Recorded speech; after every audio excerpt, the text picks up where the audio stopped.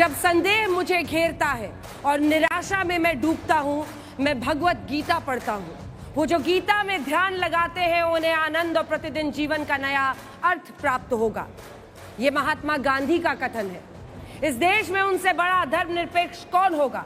लेकिन आज उनका ये कथन मैं आपके सामने इसलिए रख रही हूं क्योंकि स्कूलों में गीता पाठ पर नई बहस खड़ी हो गई है। उत्तराखंड की सरकार ने स्कूलों में गीता पाठ अनिवार्य कर दिया है। इसे लेकर विपक्ष के भीतर से बेहद तीखी प्रतिक्रिया आई है।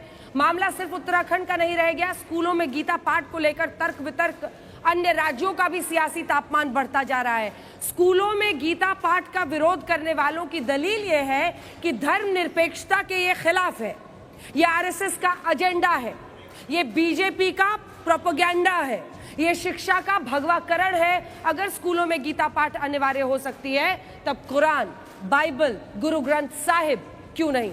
लेकिन जब विपक्ष के खेमे से स्कूलों में गीता पाठ पर यह आपत्ति आई तो कई तथ्य भी हम आपको बताएंगे। लेकिन इससे पहले कि हम चर्चा की शुरुआत करें, आइए आपको दिखाते हैं अपनी ये रिपोर्ट।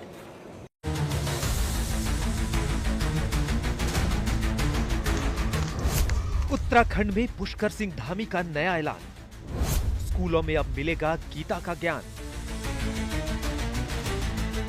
हमने शिक्षा विभाग की समीक्षा बैठक में तय किया था कि सभी हमारे विद्यालयों में गीता पाठ कराया जाएगा, गीता का सभी को ज्ञान मिले, हमारे बच्चे जीवन में आगे बढ़े। इसकी अब शुरुआत हो गई है।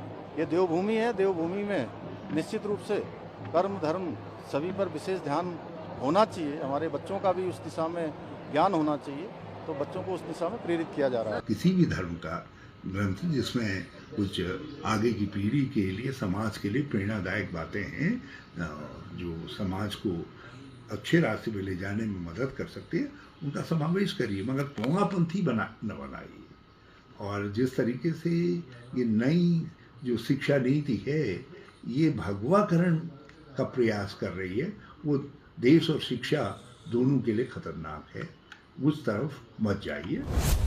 गीता का नाम तो बाइबल और कुरान की भी मांग, धर्म ग्रंथ पर सियासत में आर पार की जंग।